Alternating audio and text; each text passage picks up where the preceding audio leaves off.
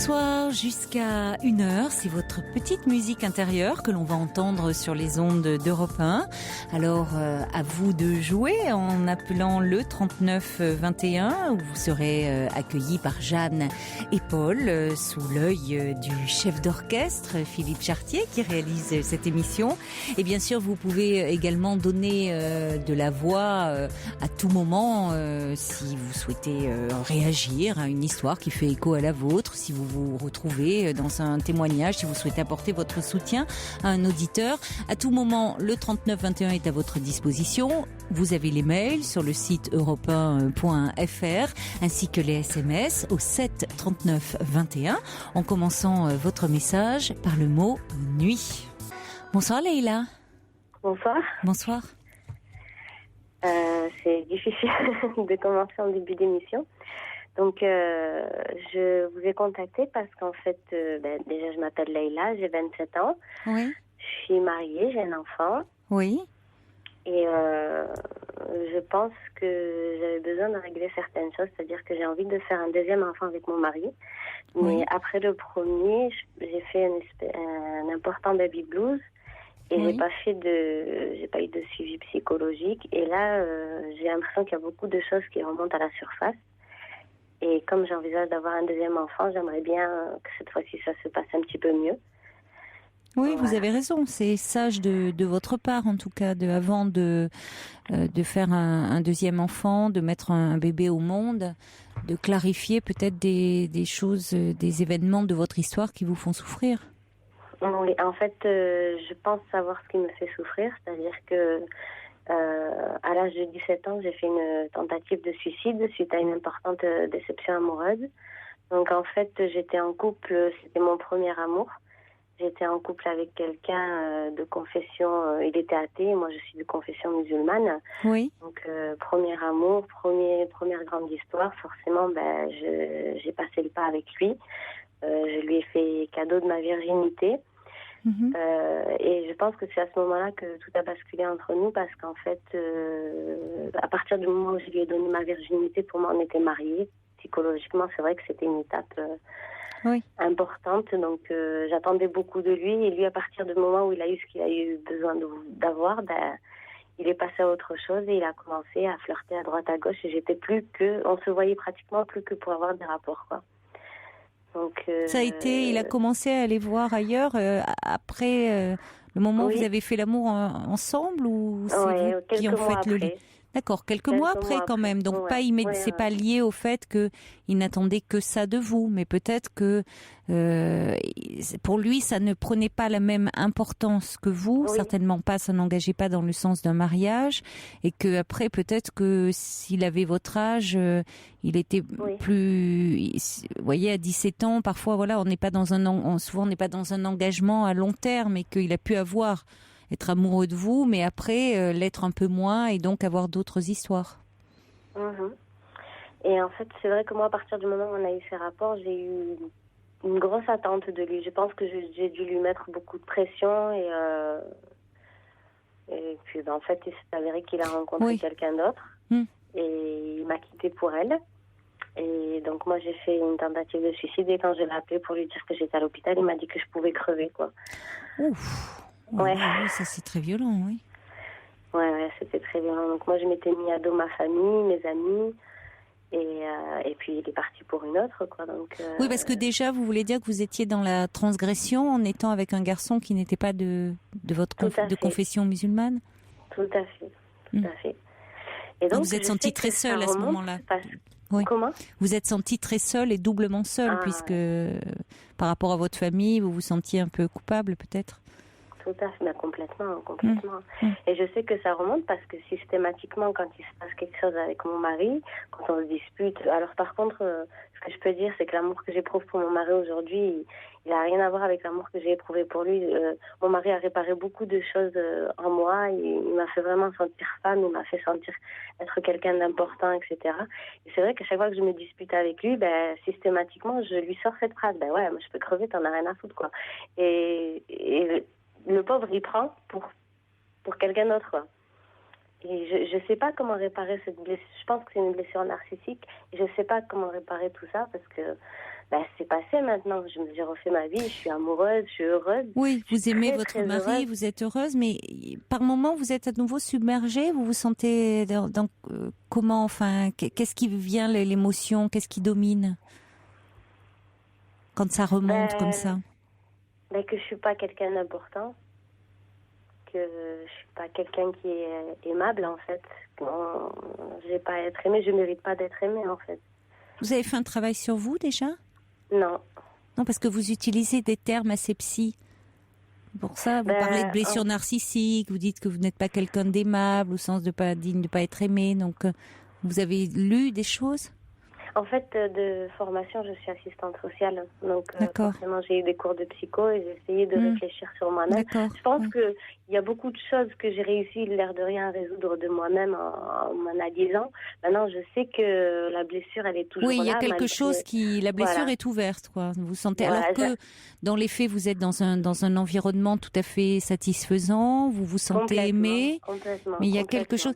Mais pourquoi...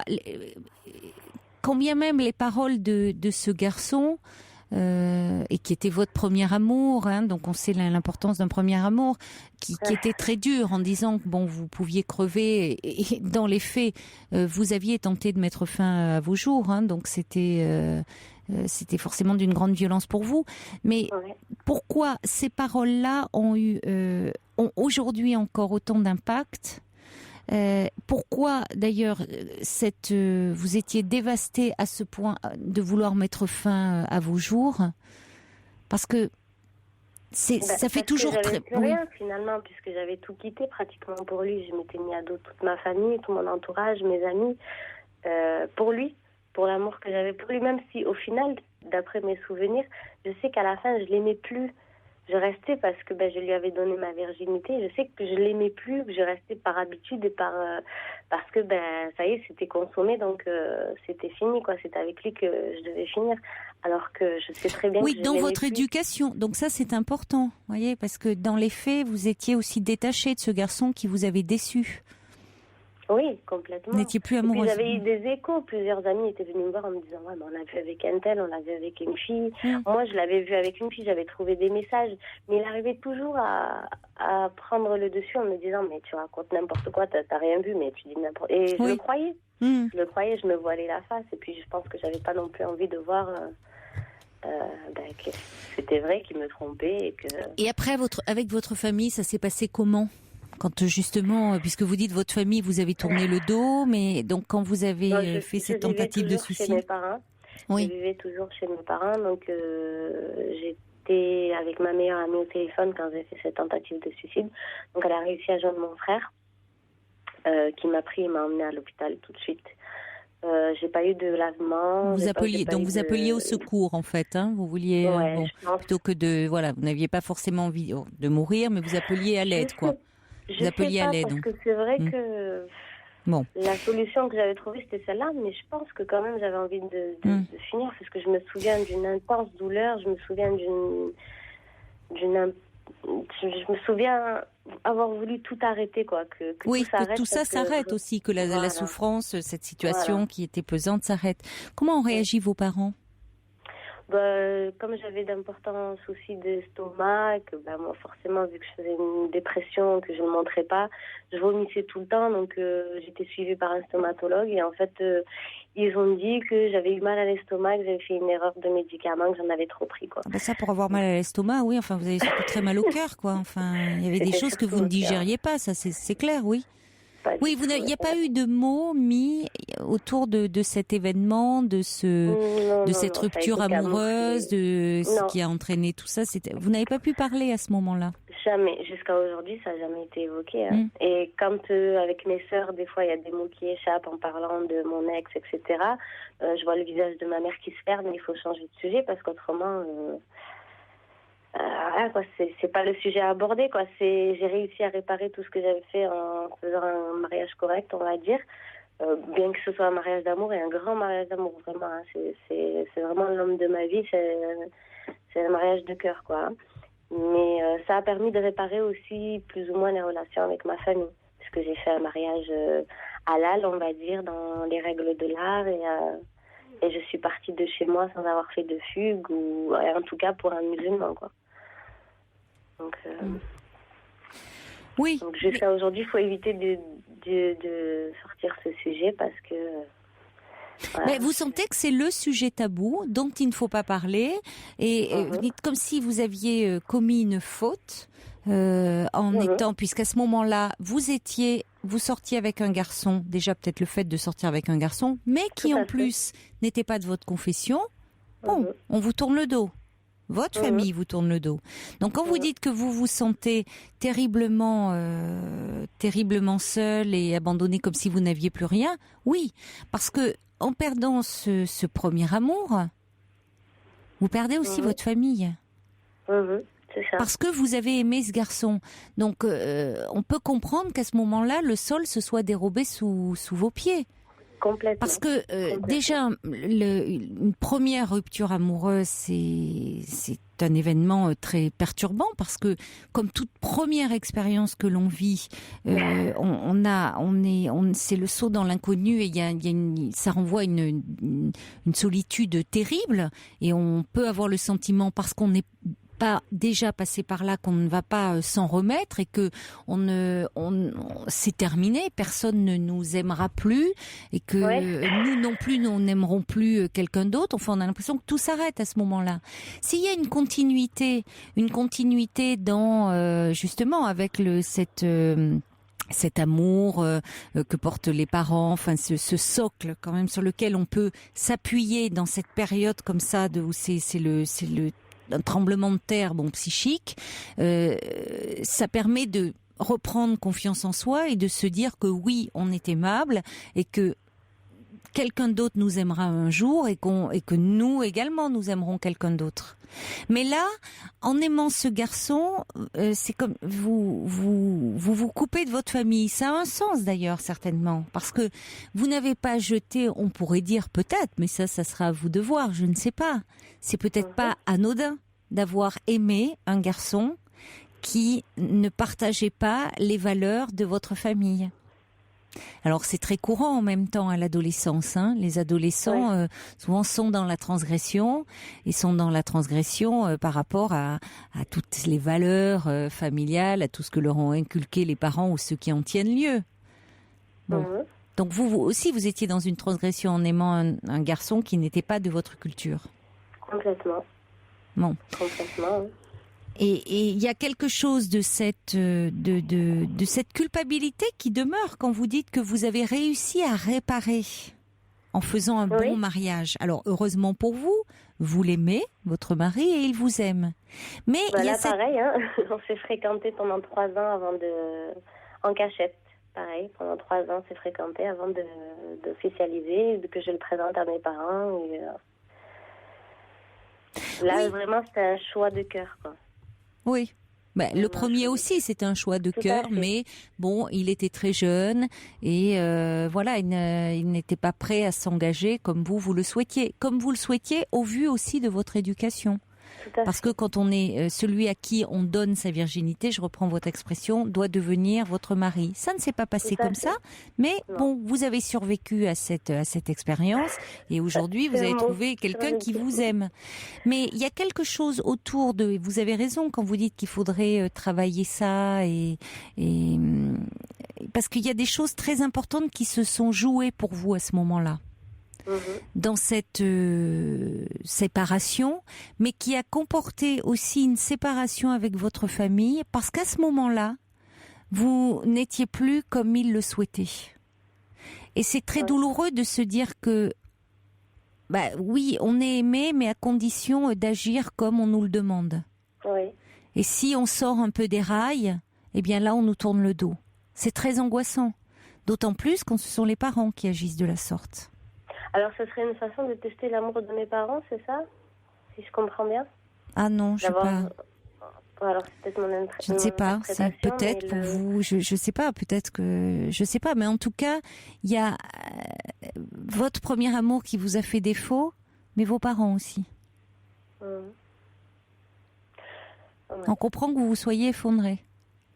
Ouais, Et que ça ait pu toucher quelque chose d'important chez vous qui n'est pas réglé puisque ça ressurgit. Oui. D'ailleurs, c'est intéressant parce que vous dites que quand vous avez accouché de votre premier enfant, vous avez fait un gros baby blues. Est-ce que, c'est-à-dire, ça s'est traduit comment? Ça s'est traduit par je me supportais plus. Je ne pouvais plus me voir dans un miroir. Je me supportais plus. Je dormais plus. Je pleurais tout le temps. Pauvre enfant. Enfin, heureusement que mon mari était là parce que c'est lui qui se levait les nuits. J'arrivais plus à me. Je pense qu'il y avait aussi un peu d'épuisement, mais j'arrivais plus à me. Je supportais plus vivre avec moi-même. Donc forcément, je pouvais plus accorder de l'attention à mon enfant. Je pouvais pas lui accorder tout ce dont il avait besoin. Et ça a duré longtemps? Ça a duré plusieurs mois. Ouais, ça a duré 2-3 mois quand même. Hein. Oui, donc on n'est pas dans le baby blues. On est plus dans le registre d'une dépression. Une dépression qu'on appelle postpartum. Hein. Tout à fait. Et oui, là, je pense avoir fait. Et en plus, mon mari s'est avéré qu'il était obligé de partir en déplacement plusieurs fois dans l'année. Donc, il partait 1 mois, 2 mois. Donc, forcément, ça rejaillissait vu que j'avais repris le travail. Pareil, je me surmenais à nouveau. Donc, dès que je commençais à me sentir un peu bien, il partait. Et surmenage, vu que je faisais les nuits, les journées, je travaillais. Et puis, tout de suite, j'avais beaucoup de mal à créer une relation avec mon fils. Je l'aime, mon fils, hein, et à ce moment-là, je l'aimais bien tout de sûr. suite, hein, mais... La question n'est pas bien sûr que vous aimez votre fils, mais à ce moment-là, il y avait trop de choses qui vous encombraient, qui vous perturbaient, qui avait une trop grande tristesse qui vous envahissait pour que vous étiez en mesure de pouvoir vous occuper de lui comme vous auriez aimé le faire. Exactement. Et là, quand je vois ma petite sœur qui a eu un bébé il y a 8 mois, je vois la relation qu'elle a avec sa fille. C'est pas du tout par là que je suis passée, moi. Et c'est vrai que je m'en veux terriblement parce que je me dis peut-être que mon fils a été carencé, l'air de rien en amour, et qu'il va lui manquer quelque chose, et que parce qu'il va avoir des séquelles psychologiquement quand il sera grand. Enfin, c'est vrai que j'angoisse beaucoup à ce niveau-là. Bah, écoutez, ça n'a pas duré des années, et puis il y avait quand même son père qui était là, et puis il y a quelque chose qui vous inquiète dans le comportement actuel de votre fils, dans la relation que vous avez avec lui? Non, je veille. Mais c'est vrai que, comme là, mon mari est à nouveau en déplacement, tout de suite, moindre truc, je panique, j'appelle, oui, il a fait ça aujourd'hui, il a fait ça. Vous êtes angoissée? C'est vrai que, ouais, très. Oui, mais parce que vous vous sentez peut-être aussi un peu coupable de ces premiers débuts, de son entrée dans la vie qui n'a pas été comme vous le souhaitiez. Beaucoup. À ce moment-là, vous ne pouviez pas faire autrement. Ce qui aurait été important, c'est que vous soyez aidé, peut-être en allant à la PMI, voyez, enfin, en ne restant pas isolé, justement. Votre famille était présente, là, auprès de vous? Votre mère était présente? Oui, ma mère était présente, mais pas autant que j'aurais besoin. Pas autant que j'ai eu besoin à ce moment-là. C'est vrai que je suis quelqu'un d'une nature à toujours dire je me débrouille tout seul, personne ne doit m'aider. Je vis très mal le fait qu'on veuille m'aider. Et donc forcément, ils n'ont pas osé non plus trop... Ils se sont rendus compte que vous alliez aussi mal? Je pense pas. Je pense pas. Donc forcément, j'ai toujours dit que j'étais la plus forte. Je me suis toujours démerdée toute seule. J'ai travaillé de nuit alors que je faisais des études. Je faisais plusieurs nuits blanches dans la semaine. Je me suis toujours débrouillée toute seule. J'ai payé mon permis, mes études, j'ai tout fait toute seule. Donc forcément, pour eux, je suis un peu Superman, quoi. Donc j'avais aussi. Vous n'avez peut-être pas eu le choix. Vous n'avez peut-être pas eu le choix. Vous dites que c'est dans votre nature de vous débrouiller par vous-même, mais peut-être que aussi, au fond. Il y a dans votre histoire, est-ce qu'on vous a donné un autre choix que celui de faire par vous-même? Bon, en tout cas, quand le fait de faire une dépression comme ça postpartum, ça a quand même un sens aussi. Donc vous avez raison d'envisager de faire un autre enfant. Ça ne veut pas dire que vous aurez la même grossesse et la même histoire. Mais comme vous avez été fragilisé et que vous sentez qu'il y a des points, des zones un peu d'ombre, des choses qui vous fragilisent dans votre histoire, ça serait important aujourd'hui d'en parler. Parce que pour déjà vivre cette grossesse plus sereinement, parce que déjà la grossesse, ça, vous savez bien, ça réactive beaucoup de choses de l'histoire personnelle de chaque femme et vous parlez de carencer, il y a des femmes qui justement à ce moment-là revivent à travers la naissance, l'accouchement, les premiers jours de leur bébé, des choses qu'elles ont vécues elles très précocement, à un stade très précoce de leur histoire et qui est d'autant plus difficile à élaborer qu'il n'y en a pas de souvenir. Mais il y a quelque chose qui se rejoue au moment de la naissance de leur enfant, mais de quelque chose de très très très précoce, des premiers temps de vie. Et donc c'est présent, c'est inscrit d'une certaine façon dans le corps, mais ça ne peut pas être, c'est très difficile d'accès déjà et c'est très difficile pour être élaboré. Donc ça se traduit par des émotions comme ça, par des choses qui tout d'un coup submergent et envahissent. Mais donc je pense ça vaut la peine. Quand même une grosse angoisse d'abandon parce que à ma naissance, bon après moi c'est vrai que je pense que c'est des trucs, je pense mettre des mots sur ce que je ressens. C'est vrai qu'à ma naissance, j'ai été séparée tout de suite de ma mère parce que j'ai eu un souci de santé pendant les 7 premiers jours. Ma mère était dans un hôpital et moi j'étais dans un autre.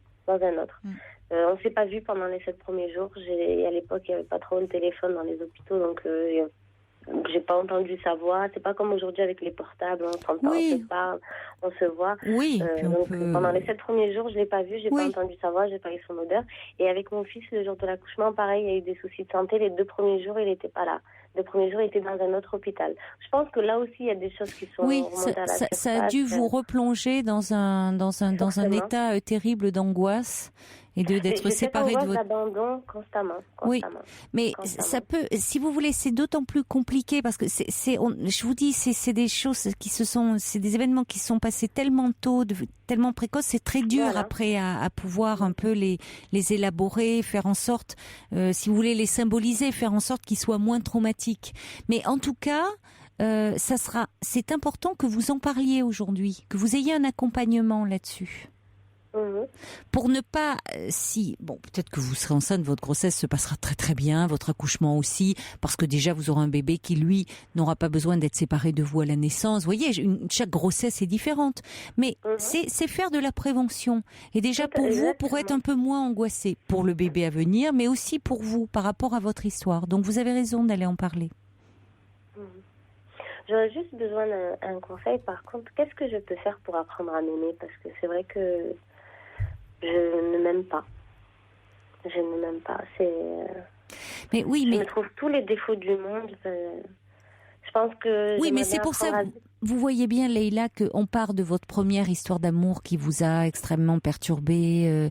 Vous dites, il y a quelque chose, ça a touché quelque chose. Vous dites une blessure narcissique, mais c'est ce garçon qui vous dit tu peux crever. Alors vous veniez de vouloir mettre fin à vos jours, mais Leïla, toute jeune fille ou jeune homme qui vit une rupture amoureuse, même si c'est un événement très douloureux, ne veut pas mettre fin à ses jours pour autant s'il est quitté. Donc c'est qu'il y a quelque chose dans votre histoire, qui fait que y a une blessure plus profonde, bien avant cette rupture amoureuse là. Donc le travail de thérapie, ça apprend à se regarder avec beaucoup plus d'indulgence et ça apprend à s'aimer, à faire avec ce qu'on l'on est en tout cas, à être un peu plus tendre vis-à-vis de soi-même. Donc un travail de thérapie va vous y aider. Et c'est important par rapport à ce que vous transmettrez à vos enfants aussi. Voilà, donc prenez rendez-vous. Demandez à votre médecin traitant ou renseignez-vous autour de vous s'il y a des gens qui peuvent vous conseiller quelqu'un de bien et qui saura être à votre écoute. D'accord ? D'accord. Bon courage Leïla, merci de votre appel. Merci beaucoup. Au revoir. Au revoir. Bonsoir Marie. Bonsoir Caroline. Bonsoir. Je suis impressionnée. Oui, mais ça c'est les premiers temps. Ne vous inquiétez pas, après vous oubliez que vous êtes à l'antenne. La chance d'avoir Jeanne qui a beaucoup d'empathie. Si je vous appelle ce soir, c'est parce que j'arrive pas à me remettre du décès d'un ami.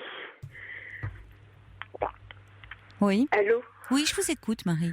Il est décédé récemment, votre ami ? c'était un voisin. Et puis c'était après, parce que je suis aveugle depuis 30 ans, donc il avait eu pitié, si vous voulez, quelque part. Puis nous sommes beaucoup rapprochés, et puis nous sommes devenus un peu plus qu'amis. Et en fait, il est décédé le 25 décembre 2011, mais je l'ai su que le 1er février 2012. Ah oui, et pourtant, parce qu'il n'était plus chez lui, alors vous me dites que c'était un voisin. Il était. Oui, non, parce qu'il avait un cancer, ça je le savais. Mais bon, il m'était techniquement difficile d'aller le voir et j'appelais sur son portable. Vous étiez ensemble encore à ce moment-là, puisque vous me dites que c'était plus qu'un ami, c'était. Oui, mais je pouvais pas me déplacer pour aller le voir, donc je l'appelais sur son portable et il m'avait laissé un message en me disant, lui qui se prétendait athée, nous nous reverrons dans l'au-delà, nous nous reverrons, Marie. Et ça m'avait particulièrement perturbée, quoi. Et je l'avais rappelé, et j'avais voulu le rappeler, et là j'ai entendu le numéro n'est plus attribué. Oui, il vous disait au revoir en fait dans son message. Oui, mais c'est très... Et pourtant, dans ma vie, j'ai fait beaucoup de deuil, je vous assure, Caroline, je vous assure. Ma vie a basculé, j'avais 8 ans. Mais là, cet homme, en fait, vous a sorti un moment de votre solitude parce que vous semblez... l'isolement, parce que la solitude, je l'avais choisie, si vous voulez, Caroline. J'avais choisi de vivre seule, vu que mon mari était décédé 5 ans après notre mariage. Mon autre compagnon était décédé. J'avais eu un autre compagnon qui était décédé. Donc j'avais peur de m'investir. Donc ce voisin qui est arrivé comme un cadeau dans ma vie, parce que c'était un voisin initialement, et puis un excellent ami, parce qu'il avait énormément besoin de parler et il avait des problèmes avec l'alcool. Donc lorsque le soir c'était trop pénible, il passait chez moi, vu qu'il n'y en avait pas chez moi, voyez-vous. Et puis après, nous sommes devenus amants, quoi. Enfin, comme il disait, amireux. D'accord. Heureux d'être amis, c'était son terme. C'est joli. C'est joli, oui, c'est joli. Mais je me suis remis de tellement de choses, mais là, j'arrive pas. J'arrive pas. Et j'en parle à mon généraliste, comme je disais à Jeanne. J'ai perdu 30 kilos. Ça va pas, là, oui. Ouais. J'arrive plus à... Vous n'arrivez plus à vous n'avez plus d'appétit, vous ne... Si, je mange beaucoup de chocolat. Pour perdre 30 kilos, ou alors vous étiez en surpoids déjà. Je mange beaucoup de chocolat. Oui. Vous aviez un surpoids, 30 kilos en combien de temps? Depuis qu'il est décédé. Ça fait beaucoup là. Hein. Bon. Vous pouvez pas vous nourrir que de chocolat. C'est à peu près ce que je fais. Ouais. Et qu'est-ce qu'il vous dit, votre médecin généraliste? Il m'a mis en plus, si vous voulez, du magnésium. Il m'a donné 2 sortes de médicaments que je ne citerai pas. Et puis, des antidépresseurs? Certainement. Comme je sais vous lui avez pas demandé?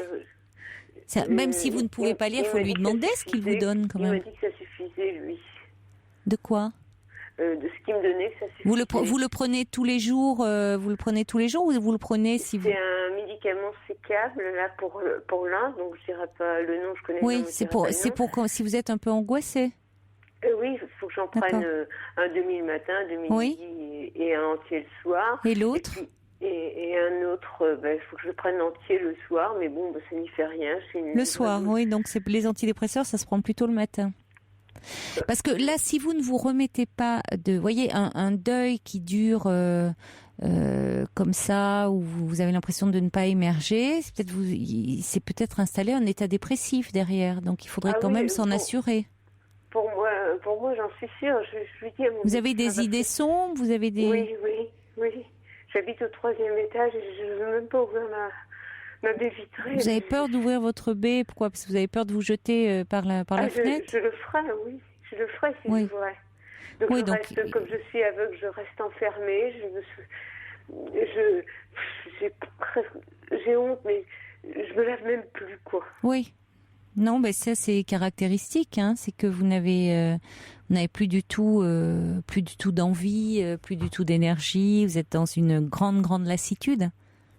Oui. Donc il faut vraiment, il faut pas que vous restiez dans cet état-là, Marie. Vous voyez, il y a un problème au niveau du diagnostic. Votre médecin n'a pas mesuré à quel point vous étiez dans un état de dépression, et donc il faut la soigner. Enfin, à ce moment-là, il faudrait demander à votre médecin généraliste qu'il vous donne les coordonnées d'un confrère, d'un psychiatre, parce que c'est lui qui est le mieux placé pour soigner cet état de dépression, pour vous donner vraiment un traitement approprié vous allez voir qu'en l'espace de 15 jours, vous allez vous sentir mieux déjà. Vous allez retrouver un peu d'énergie pour votre quotidien, c'est-à-dire que les gestes du quotidien, comme faire sa toilette. C'est-à-dire que ça ne sera plus pesant. Là, je reste allongée, quoi. Je ne vais même pas dans mon lit. Je reste qui claque du matin au soir, du soir au matin. Oui. Là, je vous dis, je ne me reconnais pas. Oui, Et pourtant, j'ai subi, je croyais que le pire, je l'avais subi à 8 ans quand j'ai été abusée par un oncle. Je me suis remis de tout, mais là, on parle souvent de son premier amour. Mon mari est décédé 5 ans après notre mariage. J'ai rebondi, mais là, mon voisin qui avait cette bienveillance à mon égard. Et oui, c'est ça. Qui dans un premier temps a eu l'honnêteté de me dire j'avais pitié, finalement tu m'apportes plus. Vous voyez, parce que nous sommes restés des années. Oui, la relation s'est retournée parce que, comme vous dites au départ, il est venu vers vous par pitié, et puis finalement, c'est aussi très important qu'il vous dise, c'est très gratifiant qu'il vous dise que, en fait, qui était le plus malheureux des deux et de qui on devait avoir pitié, c'était peut-être lui qui était aussi très malheureux. Vous dites il s'alcoolisait et que vous lui apportiez beaucoup. Ah, oui. Donc ça vous valorisait aussi cette relation, c'était gratifiant. Non seulement il avait un regard bienveillant sur vous et plus un regard de pitié, mais aussi vous lui apportiez beaucoup à cet homme. On s'apportait, voilà, mutuellement. Parce que moi, il m'a sorti de l'isolement, il me permettait de faire des balades en forêt. Nous sommes sortis danser, nous faisions en effet, ensemble. Oui, il vous apportait de la gaieté dans votre vie, de la joie de vivre. Dès qu'il était en difficulté, il passait chez moi, parce que chez moi, il n'y a que du thé, des choses comme ça. Il savait, parce que sinon, ses copains, ce n'étaient que des copains-copines qui forçaient trop sur cette chose sur la boisson, Et moi, j'ai du mal à dire ce mot-là parce que ça l'a détruit. Je crois même que c'est ça qui l'a emmené, parce qu'il avait des ganglions jusqu'au foie et je n'ai pas pu C'est possible, malheureusement, l'alcool est cause de beaucoup de décès, Je n'ai pas pu le voir. Ça, oui, c'est ce qui est d'autant plus difficile aussi pour vous, c'est que votre handicap fait que vous n'étiez pas mobile, disponible pour être à ses côtés. Donc c'est d'autant plus difficile pour vous de ne pas avoir pu l'accompagner. Mais vous parliez au téléphone. C'est important ça. Il savait que vous pensiez à lui. Vous étiez quand même, vous êtes resté en lien quand même, jusqu'au. Tant qu'il a pu parler, parce que il a été intubé et donc il m'avait laissé un SMS, mais j'avais personne pour le lire. Et on me l'a lu bien longtemps. Et je vous dis, entre le mois de décembre, je l'ai appris par sa société que le 1er février 2012, son décès. Je l'ai appris d'une façon très violente. Oui, c'est ça, c'est d'autant plus dur. C'était violent parce que, je me rappelle des mots qu'il m'a dit et des mots que je lui ai dit, quoi. Et pour moi, c'est comme s'il n'y avait pas de fin. Je l'entends toujours taper chez moi. Et oui, il vous manque terriblement. Il vous manque, oui. Ah oui, c'est que je sais pas à quoi m'accrocher, et je supplie mon généraliste, parce que je suis allée dans un centre d'aveugles, il y avait forcément, on est obligé de rencontrer une psychologue quand on va dans un centre pour aveugles, et là il me semblait ne pas en avoir besoin, mais là je sens que j'en ai véritablement besoin, parce que il est si je ne dors pas, il est à chaque minute, chaque seconde, quoi. c'est pas normal, que je me dis que c'est quasiment. Oui, mais là, bien sûr, là, le fait de ne plus sortir de votre canapé, de ne plus même avoir la force, le goût de vous laver, enfin, c'est très caractéristique, ça, d'un état dépressif. Hein. C'est-à-dire que après vous dites vous-même, vous ne vous reconnaissez plus, mais c'est-à-dire que parce que vous êtes actuellement, vous souffrez de dépression. Donc c'est vrai que dans ces cas-là, on ne se reconnaît plus, même des personnes qui jusque-là prenaient soin de leur apparence se négligent. Hein, ça va jusqu'à ne plus pouvoir effectivement se laver parce que ou même mais laver un bol, ça fatigue. Dans ces états-là, tout est épuisant. Donc, si vous voulez, vous pouvez très bien. C'est là où je trouve que votre généraliste, quand même, s'il voit pas à quel point vous êtes dans un état où vous avez. Qui m'a pesé la dernière fois, Caroline. Je pèse 35 kilos, donc. Vous pesez 35 kilos ? Oui, je fais 1m66. Oui, non, mais là, il y a urgence. Mais là, il serait même d'abord, en plus, vous ne pouvez pas avoir d'énergie en étant dans cet état-là, si maigre. Et qu'est-ce qu'il a dit quand il a vu que vous pesiez 35 kilos ? Et bien, il m'a dit, vous perdez régulièrement. Je lui ai dit, mais je ne me remets pas.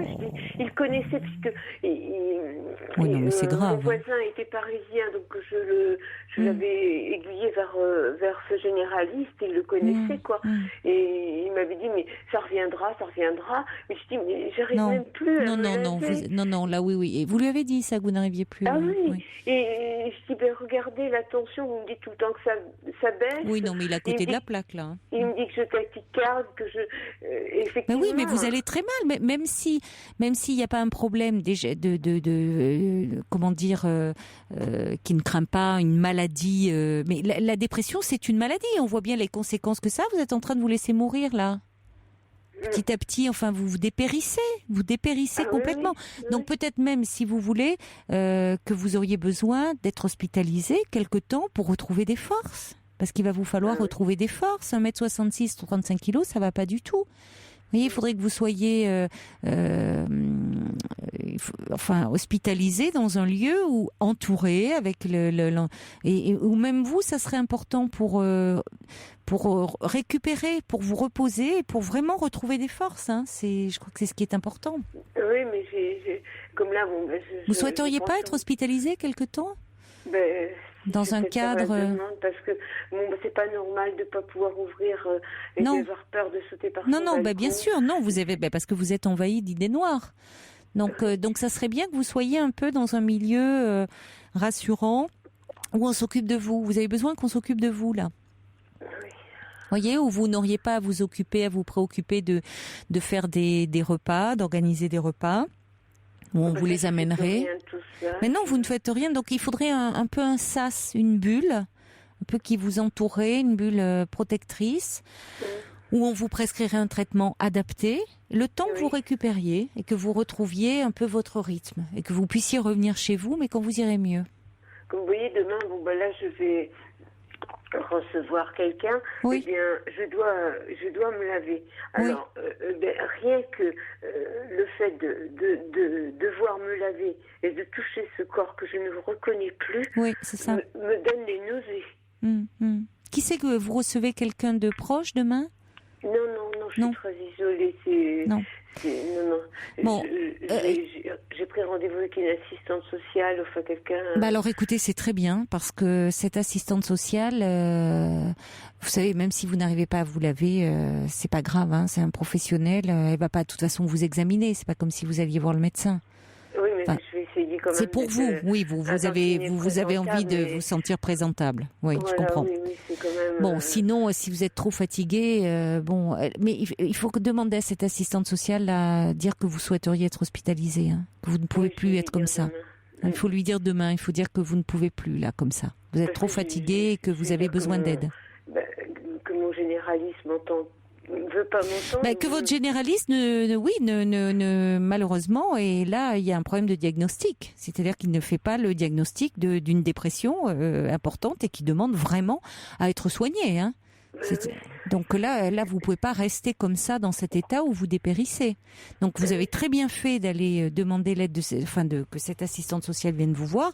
Quand elle va vous voir, elle va réaliser que vous pouvez pas rester dans cet état-là.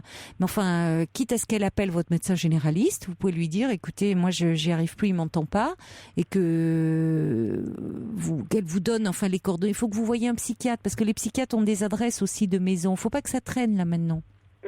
Que vous puissiez vous organiser, il y a pas, c'est pas non plus à 24-48 heures. Hein, vous pouvez vous organiser et prévoir, mais trouver un endroit un peu, une maison de repos médicalisée. Vous voyez, je dis pas d'aller en psychiatrie, parce que la psychiatrie c'est pas, ça dépend quel service, mais ça dépend où vous seriez. Mais un endroit, une structure, où vous soyez dans une bulle. Mais vous savez, quand vous dites que vous ne vous reconnaissez pas parce que vous avez traversé beaucoup d'épreuves et que vous avez toujours fait face, c'est aussi un moment, c'est peut-être aussi une accumulation, et puis il y a aussi toutes ces douleurs quand même qui peuvent ressurgir, et il vous manque, déjà vous êtes trop isolé, et puis il vous manque là un regard bienveillant. Donc il faut que l'on s'occupe de vous là. Pour être honnête, je crois que c'est la première fois de toute ma vie. Je disais à Jeanne, c'était un cadeau de vie, ce voisin, parce que c'était la première fois que quelqu'un était bienveillant avec moi depuis tout le temps. Et je pense que c'est d'autant plus. Et puis la violence de l'annonce du décès, quoi. Oui, c'est ça. Ça a été. Oui, vous n'avez pas pu. Et puis vous n'avez pas pu en parler après, vraiment, à part à votre médecin. Non. C'est ça. Donc vous êtes retrouvée toute seule avec. Oui, mais c'est les paroles de réconfort qu'on dit, et c'est vrai que en principe on s'en remet, mais le problème c'est que là non, vous n'arrivez pas à vous en remettre. Donc il faut que vous soyez aidés. Et d'ailleurs vous-même vous le demandez. On va accueillir Patricia qui est avec nous au 3921 et qui voudrait vous parler. Bonsoir Patricia. Bonsoir Caroline. Bonsoir. Bonsoir Patricia. Bonsoir Marie. Je crois que c'est Marie. Oui, c'est bien ça. Oui, bonsoir Marie. Alors écoutez, moi je vais vous raconter, j'ai eu un terrible problème aussi. J'ai perdu mon mari et je me suis enfermée carrément sur moi-même. Je ne vous sortais plus, je ne mangeais plus, je ne faisais plus rien. J'étais un vrai légume. Je faisais que pleurer. Et un jour, je dis quand même, il faut pas que je reste comme ça. Mais ça a duré très longtemps, hein.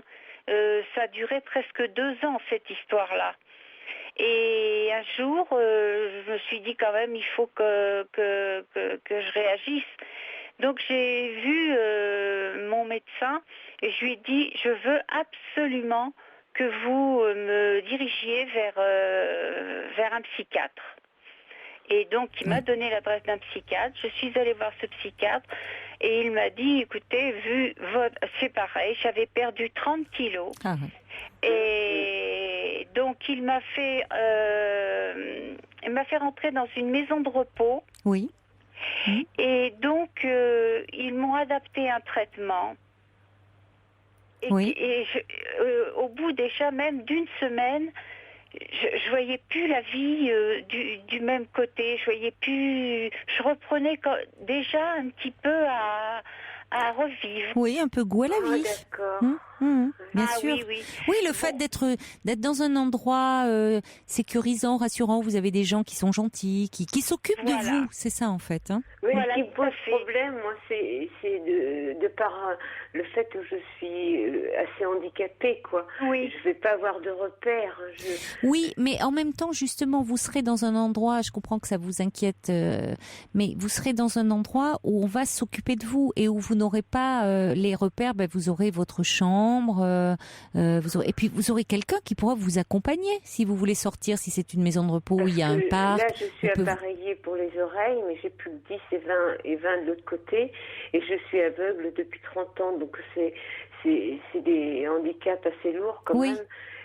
Mais justement, c'est pour ça, c'est d'autant plus bon. Il y a la dépression, mais il y a le fait aussi de ne pas voir, ça contribue encore à votre isolement. Ça m'a jamais gênée, ça.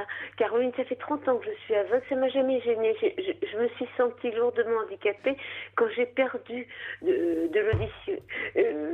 Dès que j'ai commencé à perdre, maintenant, donc vous vous êtes habitué à faire avec ce handicap. Mais alors, donc, n'ayez pas peur de perdre vos repères, parce que vos repères, de toute façon, vous êtes mal là chez vous en ce moment. Vous êtes trop mal. Donc il vaut mieux que vous soyez dans un endroit où effectivement vous n'aurez pas vos repères habituels, mais où on va vous prendre en charge, où on va s'occuper de vous. Parce que comme vous le dit Patricia, petit à petit, c'est une renaissance. Là, tout vous paraît compliqué, évidemment. Même vous paraît compliqué. Enfin, vous paraissez pas, vous épuise.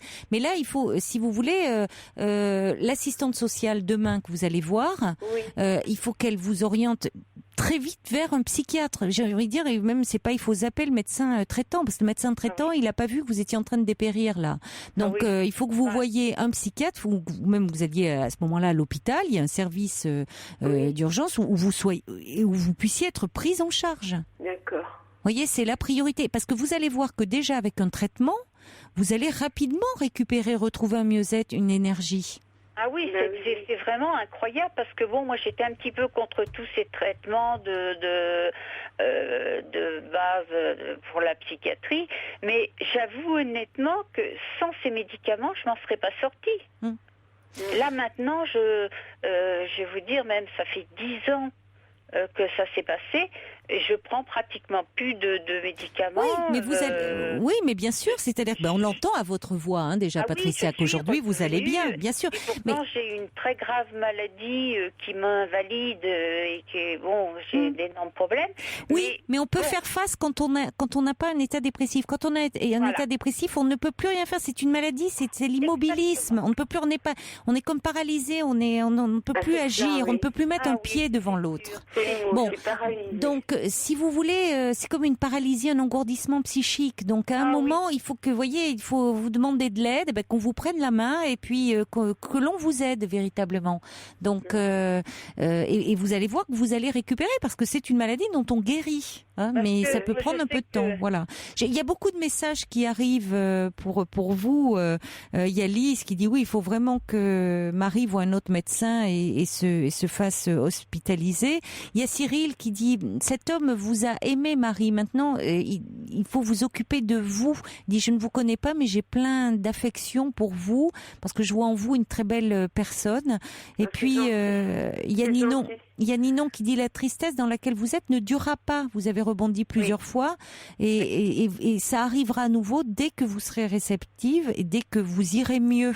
Il y a un auditeur qui dit effectivement il est important de voir un psychiatre et d'effectuer une hospitalisation et ça pourrait vous aider déjà aussi à retrouver du lien et puis déjà de toute façon à aller mieux. C'est la priorité. Voyez avec il y a quelqu'un qui dit mais voilà, il faut que vous soyez entouré là, et pas avec ces idées noires. Et donc l'assistante sociale, elle vient demain matin. Elle vient demain matin, oui. Bon. Oui, faut parler de tout ça et puis faut pas hésiter, faut pas avoir peur, faut franchir le pas, je crois. Ben oui, mais j'ai supplié, je savais pas. Oui, mais là il y a un problème. Enfin, le médecin généraliste, il me pèse à chaque fois. Non, mais là c'est hallucinant. Et vous avez maigri, vous avez ceci, vous avez oui, enfin, quelqu'un face à un amaigrissement comme ça, on cherche à ce moment-là, soit on fait des examens complémentaires pour voir s'il n'y a pas un problème. Et puis quand il y a un tel tableau clinique comme celui que vous décrivez, évidemment, ça fait penser à une dépression. Et dans ces cas-là, on la soigne efficacement et pas en donnant simplement des petits anxiolytiques à prendre de temps à autre. Il m'a donné surréaliste. En complément du magnésium. Ah oui, mais ça, le magnésium, c'est très bien quand on est un peu fatigué. Comme beaucoup là, à la sortie de l'hiver, on a une fatigue, on a un petit peu une irritabilité. Mais quand face à une dépression sévère, le magnésium, c'est autant avaler des cachous à la réglisse, ça vous fera le même effet. Exactement. Franchement. Je lui ai dit, vous bien sûr. moi, docteur. Vous avez bien fait d'appeler l'assistante sociale et il faut vraiment dire que vous mettre en rapport avec un psychiatre. Merci beaucoup Patricia d'avoir été avec nous. Et puis bon courage à Marie. Merci pour le réconfort que vous apportez. Et on va accueillir Jeanne-Marie également. Au revoir Patricia. Bonsoir Jeanne-Marie. Oui, bonsoir Caroline. Bonsoir. Voilà, je me suis permis d'appeler en écoutant le récit de Marie. Et j'aurais voulu lui dire et conseiller également, dans l'état où elle est, je pense qu'une maison de repos même ne lui suffirait pas. Moi, j'ai l'expérience médicalisée, hospitalisation, oui, mais j'ai l'expérience d'une hospitalisation à un hôpital psychiatrique cet été où j'ai passé un mois. Oui. Et dans ce même hôpital, j'ai 3 ans, j'y ai passé 2 mois et demi. Oui. Où j'ai été admirablement bien soignée, avec un personnel à l'écoute. Oui. Les hôpitaux psychiatriques ne sont plus du tout ce qu'ils étaient autrefois. C'est vrai, vous avez raison. De médicaments. Là, maintenant, il y a de nouvelles méthodes. J'ai eu de la sophrologie, j'ai eu du Qigong, j'ai eu des ateliers d'expression et un personnel extraordinaire. Vous avez raison, c'est vrai qu'il y a maintenant beaucoup de méthodes qui se développent parallèlement au traitement que l'on donne dans des cas de sévères, où il faut soigner. Mais où à côté, c'est vrai, le Qigong, la sophrologie, la méditation, il y a des ateliers de peinture, il y a beaucoup de choses qui sont faites pour contribuer à une reprise en douceur, retrouver du plaisir, retrouver du plaisir, du bien-être. Un personnel, moi j'avais des crises d'angoisse terribles, et j'avais aussitôt, si on me voyait dans cette crise-là, aussitôt j'avais 1 ou 2 infirmières qui arrivaient, qui restaient avec moi, qui bavardaient, qui m'occupaient. Oui, c'était formidable. Vous êtes à Paris. Vous êtes à Paris, en province? Non, je suis en province. En province. Et elle vous avait été recommandée par qui, cette clinique? Je la connaissais. D'accord. D'ailleurs, chaque fois que j'y suis allée de moi-même. C'est moi qui ai dit dans mon entourage. Oui, mais je comprends, parce que je vais pas du tout et je vais là-bas. C'est un lieu où vous pouvez vous ressourcer quand vraiment vous n'allez plus bien, quoi. Oui, mais vraiment, disons, c'est pas pour se reposer simplement, c'est pour essayer de sortir de là, avec aussi le personnel qui se promène avec vous dans le parc, qui vous accompagne, qui joue avec vous à des jeux, enfin des choses comme ça. Vous voyez, c'est extraordinaire parce qu'on a l'impression d'être entendu, d'être écouté, d'être épaulé. Et ça, je crois que Marie est seule, elle est très seule.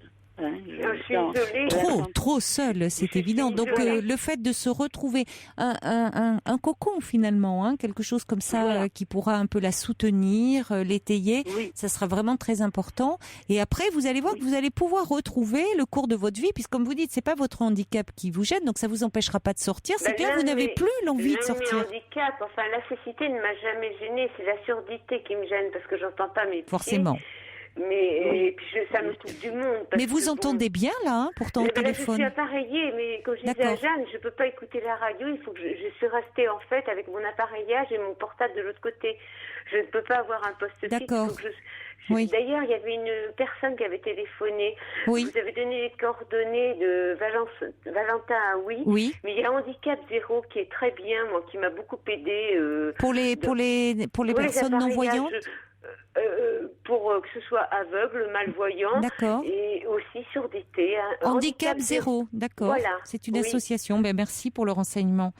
Mais c'est vrai que forcément, déjà, le fait vous étiez habitué le fait de ne pas voir, mais c'est vrai que la surdité est un handicap aussi qui isole beaucoup plus. Vous avez raison. Oui, vous avez raison. Mais là, il faut vraiment, il faut que vous soyez entouré, faire le point, que vous voyez un psychiatre en priorité. Et je pense que là, vu le poids que vous faites, il faut vraiment une hospitalisation pour reprendre des forces, pour vous remettre sur pied. Je remercie tout le monde. Et vous nous donnerez des nouvelles, si vous voulez, quand vous irez un petit peu mieux. Si toutefois, pour rompre avec l'isolement, quelqu'un voulait mon numéro de portable, j'autorise à ce que il soit communiqué. Voilà. D'accord, alors nous le ferons et puis comme ça nous prendrons de vos nouvelles dans quelques temps. Merci beaucoup parce que moi aussi je vous embrasse Marie et puis surtout voyez bien avec l'assistante sociale là, il faut que vous soyez prise en charge et merci à tous ceux qui se sont manifestés pour vous, Patricia, Jeanne-Marie évidemment, mais aussi tous ceux par SMS. Je vous embrasse fort. Au revoir.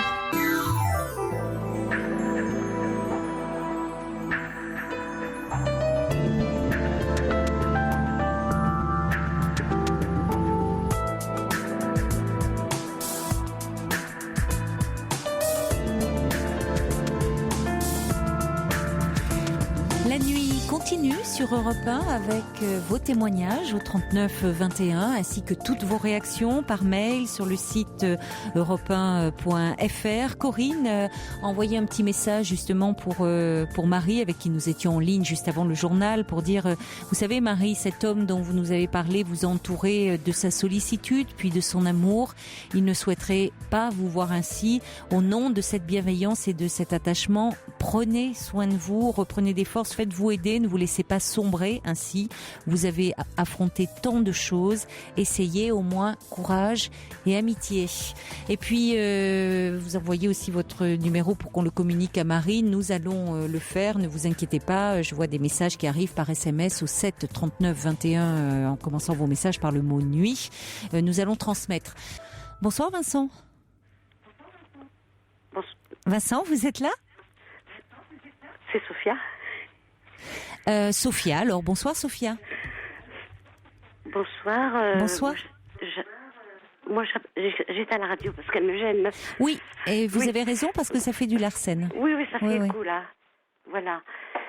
Donc, moi, j'appelle pour une voisine qui est maltraitée par son mari.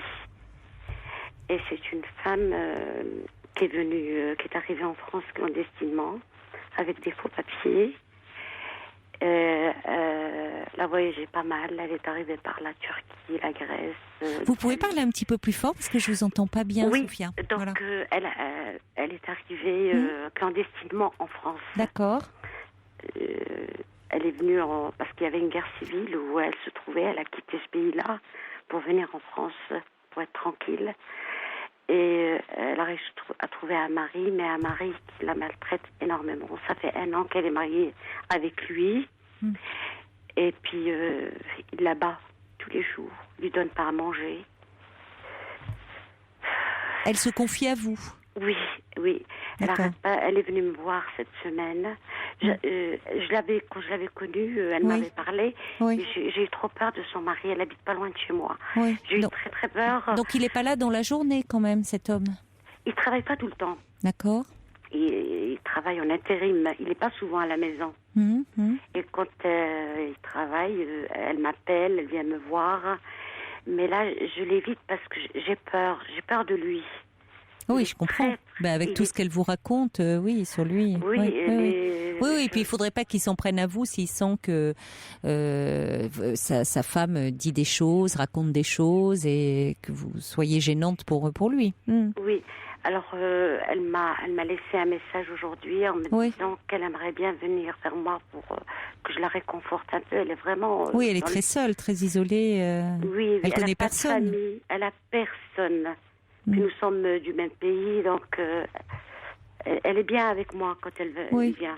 Et la dernière fois qu'elle est venue, je lui ai dit, écoute, il faut aller voir une association de femmes battues, il faut faire quelque chose. Oui. Elle m'a dit, il faut que j'attende encore 1 année pour avoir mes papiers. Elle m'a dit, si je vais à la police ou voir une association, je risque de ne pas avoir mes papiers. Elle a que non, mais une association de femmes victimes de violences, c'est une très bonne idée parce que elles vont pas lui demander ses papiers. Dans un premier temps, elles vont essayer elles vont déjà l'écouter, voir ce qu'il en est. Alors après, dans ces associations, il y a effectivement des assistantes sociales, des avocats, des juristes et des psychologues. Mais si vous voulez, on va pas aller la dénoncer parce qu'elle est sans papier. Mais c'est ce qu'elle craint, cette dame. Elle a juste son livret de famille, c'est tout. Oui, mais justement, les juristes qui travaillent aussi au sein de ces associations pourraient la conseiller et pourraient l'aider et éventuellement aussi l'orienter vers des associations qui s'occupent de personnes sans papier.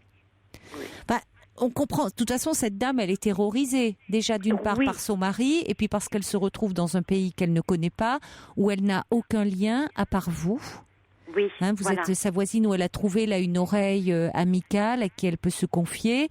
Donc elle a peur et c'est normal puisqu'elle est venue clandestinement en France. Donc elle sait très bien que elle peut être envoyée. Mais au pire, d'ailleurs, de toute façon, après on n'a pas à décider pour elle. Il y a qu'elle qui peut décider. Enfin, peut-être que au moins si je ne sais pas ce qu'elle souhaite elle, mais là elle est coupée de tout le monde. Elle a que son mari ici. Elle n'a pas de famille. Non, elle n'a pas de famille. Non. Donc peut-être que finalement, si elle retournait dans son pays, au moins elle pourrait retourner dans sa famille. Elle vous a dit pourquoi elle ne veut plus retourner. Elle veut plus retourner. Oui, c'est une femme qui était prof. Ah bon? Oui, elle a une très belle situation. Prof. Elle a quitté le pays qui était en guerre civile. Oui. Et puis elle ne veut plus retourner. Elle m'a dit, comme ça, j'étais déjà avec un homme très violent. elle a connu la guerre civile, elle a quitté le pays parce qu'elle était menacée. Et elle est venue en France pour être tranquille. Et finalement, elle tombe sur un mari qui la violente tous les jours, qui la frappe. Quand elle est arrivée cette semaine, oui. Je lui ai dit, assis-toi. Elle m'a dit, j'ai faim. Je lui ai dit, t'as faim, t'as pas mangé? Elle m'a dit, non, il veut pas me donner à manger. C'est incroyable, cette femme qui a quand même... Enfin bon, on sait bien que la violence s'exerce dans tous les milieux sociaux, mais pourquoi qu'est-ce qu'elle attend ici? Qu'est-ce qui fait elle vous a expliqué comment elle est arrivée entre les mains de cet homme? Oui, dans une famille. Dans une famille, c'est-à-dire? Oui, on l'a orientée vers une famille ici, où on habite dans cette ville-là. Oui. Oui, et elle a connu cet homme-là dans cette famille. On lui a présenté. D'accord, parce qu'au départ, elle-même avait fait la démarche de venir en France. Elle voulait venir en France. Oui, bien sûr. D'accord, je n'avais pas compris. Je pensais que c'est du pays d'origine que cet homme l'avait fait venir, qu'elle avait rencontré cet homme dans son pays d'origine. D'accord, je comprends mieux. Voilà, oui. Ouais. Elle est venue d'elle-même, puis elle a connu dans une famille. On lui a présenté cet homme-là. Et à part vous, est-ce qu'elle a d'autres liens ici? Non. Elle n'avait pas eu le temps de se construire des liens amicaux avant de rencontrer cet homme? Non, elle connaît juste cette famille, mais il l'a isolée. Il veut pas qu'elle contacte des gens, qu'elle parle avec... il veut pas du tout. Oui, ben forcément. Si c'est un homme violent, il ne peut que l'isoler. Mais enfin, elle est déjà très isolée, cette dame. La première fois que je l'ai connue, je l'ai emmenée à la maison. J'ai dit, viens boire un café à la maison. Et puis, j'allais sortir faire une course. J'ai dit, bon, on va sortir ensemble. Elle m'a dit une condition, tu seras sur un trottoir et moi, je serai sur l'autre.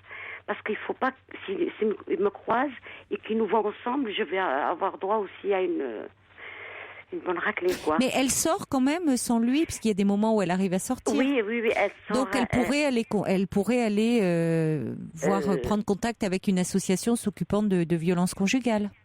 Elle va juste faire la prière le vendredi à la mosquée, c'est tout. C'est sa seule sortie.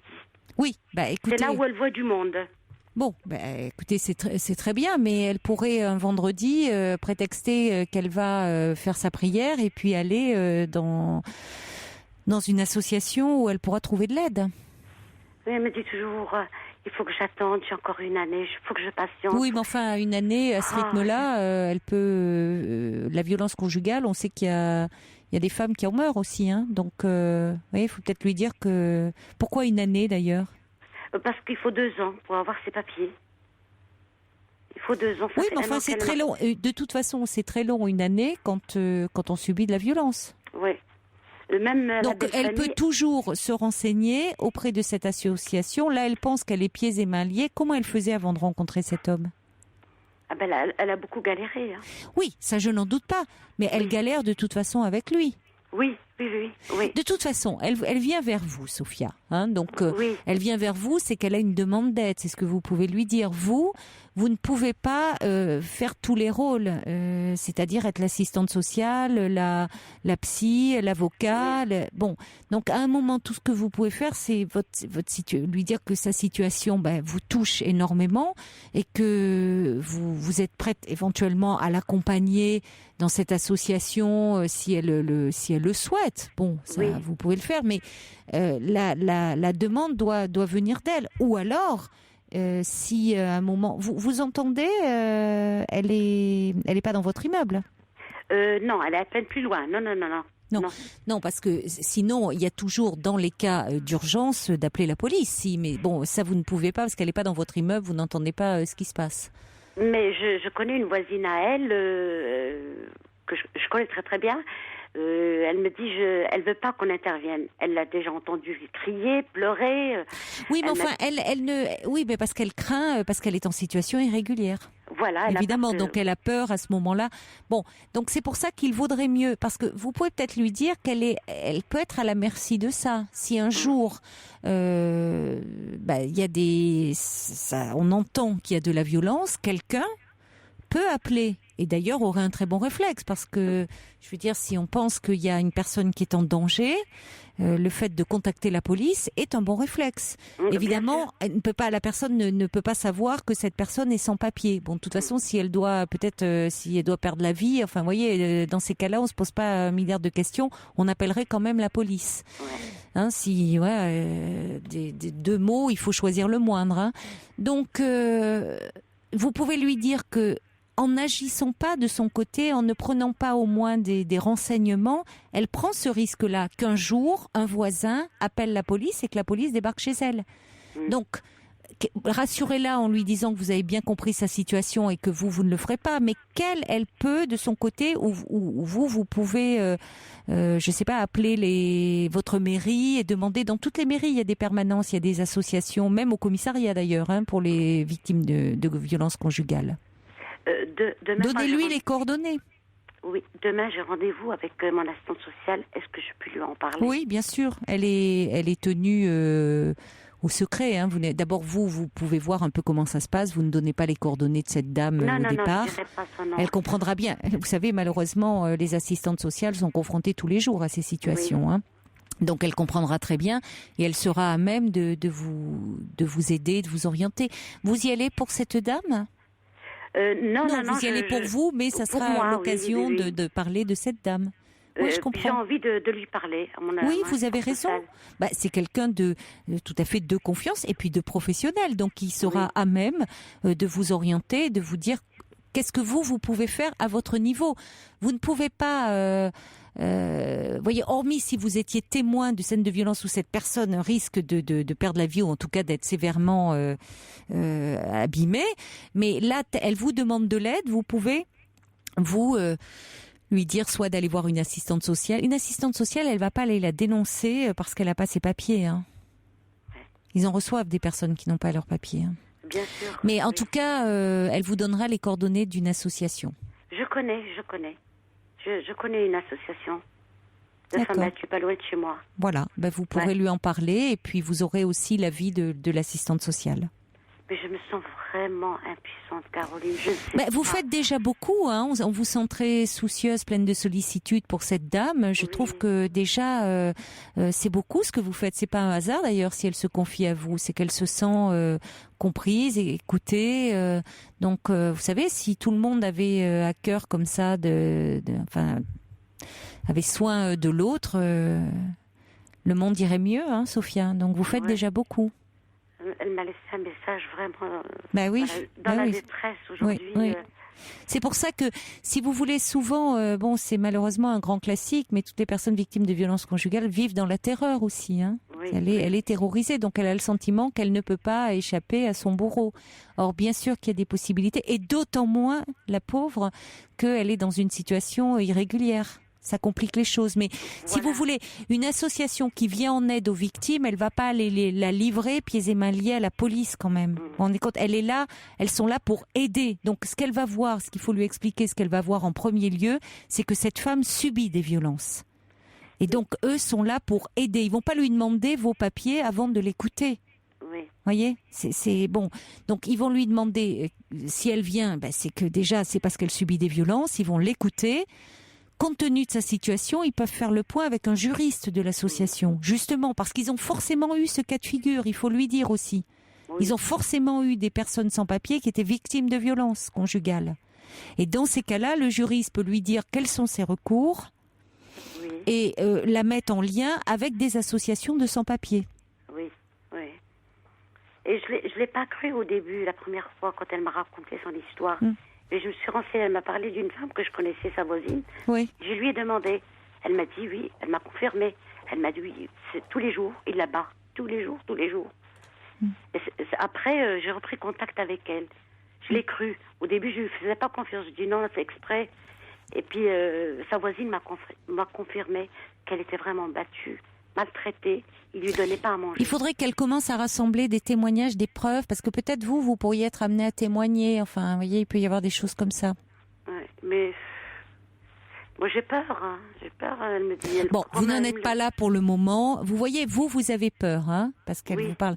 Donc vous imaginez dans quelle terreur se trouve aussi cette dame. Moi, je vis seule. Oui, non, mais je comprends.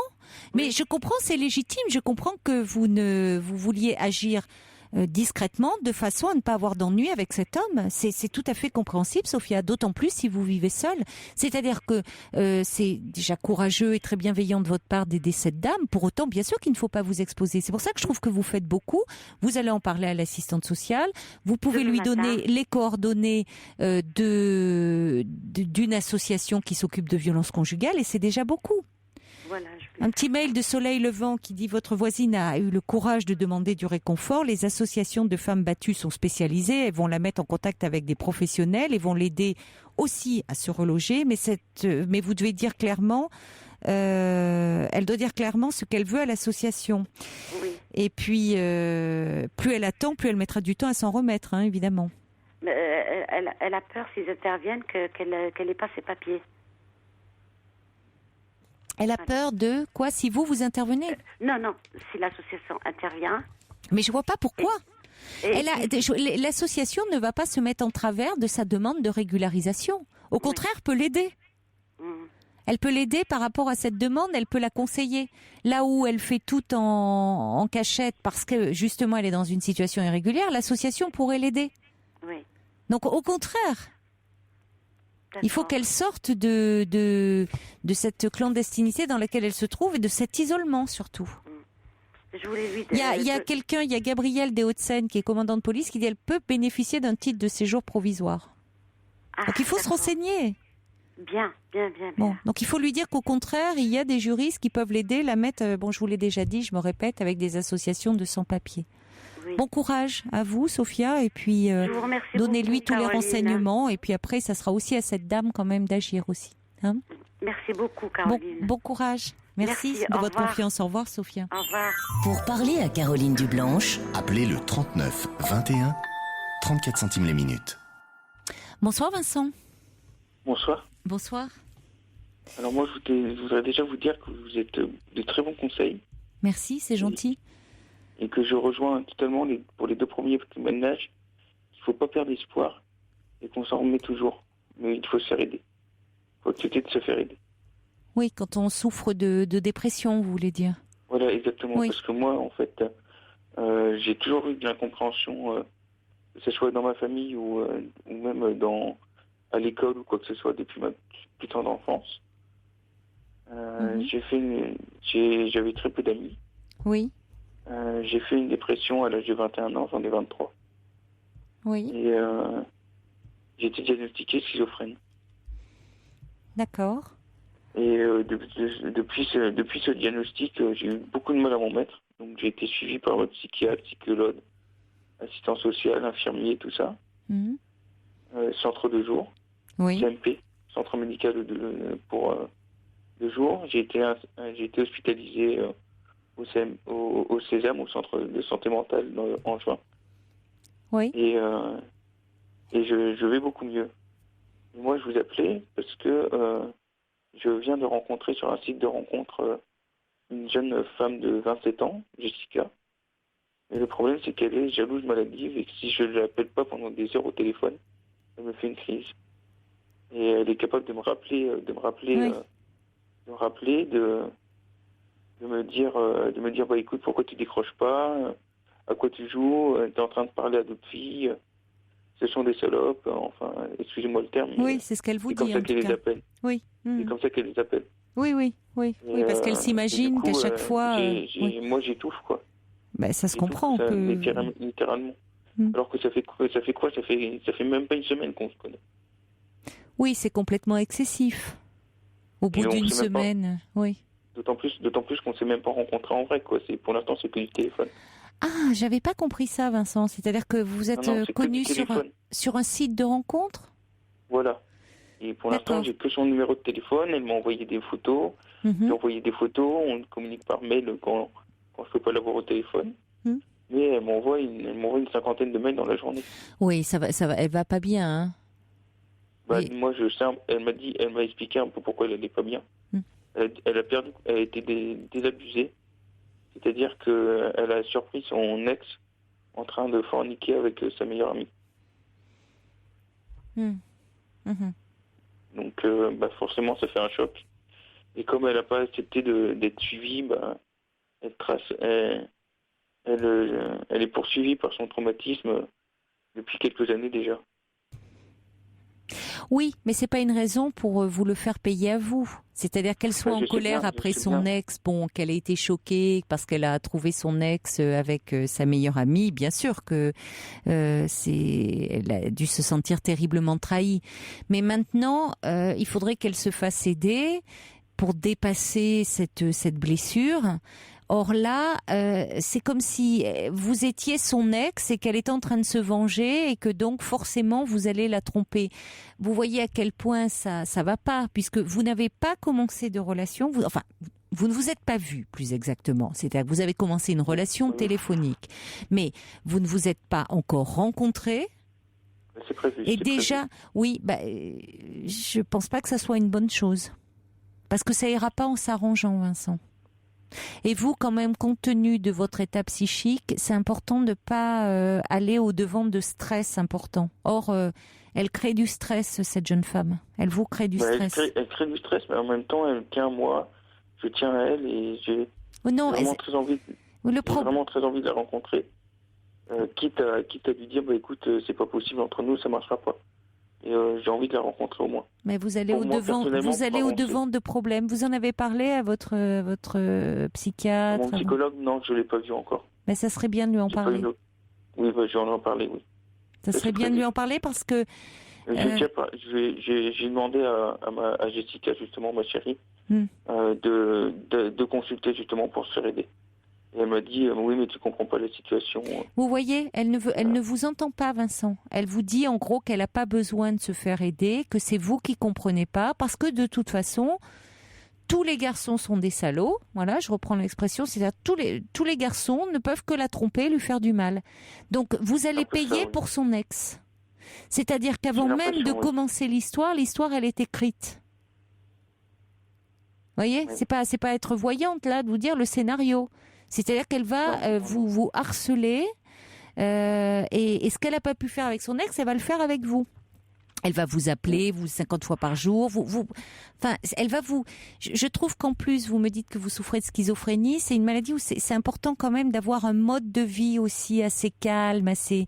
Là, vous allez au-devant de quelqu'un qui va vous créer beaucoup, beaucoup de stress. Je sais, mais j'ai tellement été stressé toute ma vie que justement. À la limite, je me dis, mais ce stress comparé au stress d'une dépression, c'est rien. Au stress de votre maladie aussi, parce que quand la schizophrénie, c'est beaucoup plus profond que la dépression. Oui, en plus, oui. Oui, ça n'a rien à voir. Donc je me dis, je suis passé par tellement de choses que ça, je peux... Oui, mais c'est pas la peine. Non, faut pas présumer de vos forces. C'est-à-dire que vous avez besoin d'un environnement assez sécurisant, assez justement. Quand vous êtes pris d'angoisse, de stabilité, quoi. D'angoisse terrible, c'est important que vous ayez une stabilité. Or, cette jeune femme, elle est... à quelqu'un. Oui. C'est pour ça que ça serait bien que vous en parliez au psychologue qui vous suit. À la psychologue. À la psychologue, pardon, oui. Une femme. Bon. Ça serait bien d'en parler pour que vous puissiez un peu voir, avant de vous lancer dans quelque chose... Par exemple, pour vous dire à quel point elle est grave, dès le premier jour, elle me parlait d'enfants, elle me parlait de mariage, de présentation à ses parents, tout ça, quoi. Donc là, je me suis dit, oh là, moi, j'ai jamais eu de relation... j'ai envie son diagnostic. Elle m'a dit oui, je peux attendre, mais ça me fait mal d'attendre. Oui, mais bon, vous voyez bien qu'elle est très mal, vous le dites vous-même. C'est très facile. Vous ne vous êtes pas encore rencontrés. Et déjà, il faut vous marier avec elle. Si vous voulez pas vous marier avec elle, vous allez être le méchant. Et puis ça lui fait mal d'attendre, mais c'est complètement excessif. Enfin, ça va pas du tout. Ça montre à quel point elle est pas bien. Oui, ça je sais. C'est avec son ex peut-être qu'elle voulait se marier, avoir des enfants, mais elle a pas réglé ce problème-là. Oui. Donc elle vous met à une place qui est pas la vôtre, Vincent. Elle me met à la place de son ex. Elle vous met à la place de son ex. Donc c'est pas les meilleures conditions pour démarrer une histoire. Donc, parlez-en à votre psychologue, hein. Oui, donc selon vous, il faudrait que je lui dise ça sert à rien, c'est voué à l'échec. Dire que tant qu'elle ne sera pas sortie de cette jalousie, de ces problèmes, vous ne pouvez pas commencer une histoire. C'est ce que j'ai écrit. Qu'elle vous harcèle déjà, ça va pas là. J'ai écrit un mail en lui disant faut vraiment que tu consultes parce que ta maladie va ruiner notre début de relation. Oui, vous avez raison.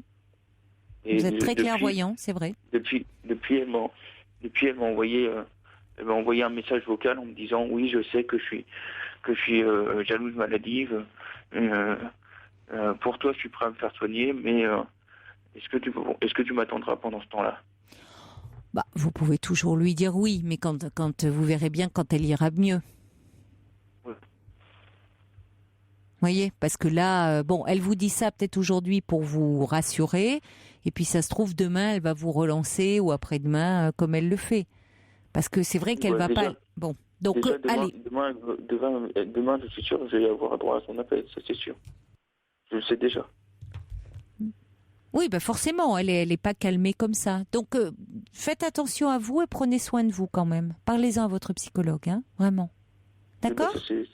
Oui, merci. Merci Vincent de votre confiance. Au revoir. Au revoir. Au revoir. Alors, un petit message de Ninon qui arrive au 7 39 21 pour Vincent qui dit vous pouvez toujours la voir une fois, mais ne lui donnez surtout pas votre adresse parce qu'au bout d'une semaine, ça ne va déjà pas et cela ne fera sûrement qu'empirer.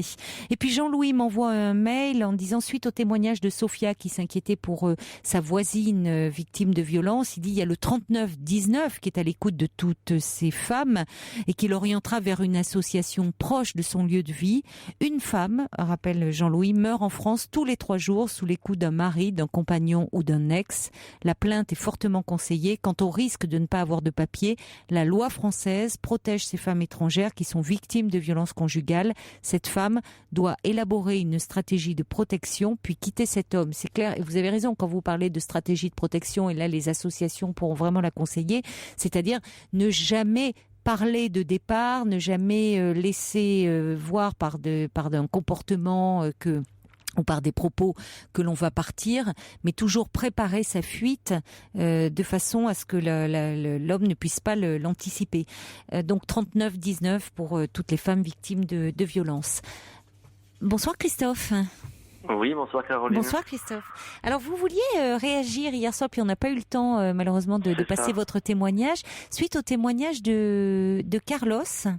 Voilà. Parce que Carlos donc avait fait une rencontre par internet d'une femme qui lui plaisait beaucoup et à qui il plaisait, simplement il ne lui avait pas parlé du fait de son handicap, c'est-à-dire qu'il avait été amputé d'une jambe suite à un accident de moto et il avait dit quand cette dame avait vu qu'il boitait que c'était un accident de ski. Voilà, donc il se demandait un petit peu comment faire.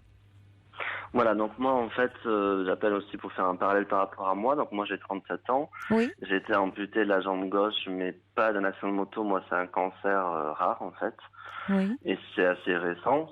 Ça s'est passé cet été, mon opération. Oui. Et en fait, effectivement, les deux questions qui interpellent le plus, alors c'est forcément, la première c'est donc comment s'y prendre. Oui. Après, pour moi, personnellement, la deuxième, c'est pourquoi j'ai eu ce cancer. Mais bon, ça, je ne sais pas si on le saura, mais bon. Oui, et donc, par rapport à la drague, par rapport à moi, à mon cas, effectivement, je pense qu'il faut en parler très, très rapidement. Moi, j'ai eu une expérience aussi d'une personne que j'ai rencontrée sur Internet. Enfin, que j'ai rencontré, dont on a discuté pendant un certain temps sur Internet, donc 15 jours à peu près. Et je tardais à dire à cette personne que j'étais amputé. Et quand j'en ai parlé, avant, on était presque à un rendez-vous pour se voir, eh bien, tout a capoté et on s'est jamais vu. Donc Ouais. Allô ? Oui, je vous écoute. À partir du moment où vous lui en avez parlé, ou c'est au dernier moment où elle vous a posé un lapin ? Oui, c'était un garçon parce que je suis homosexuel. Oui, d'accord. Il vous a posé un lapin, oui. En fait,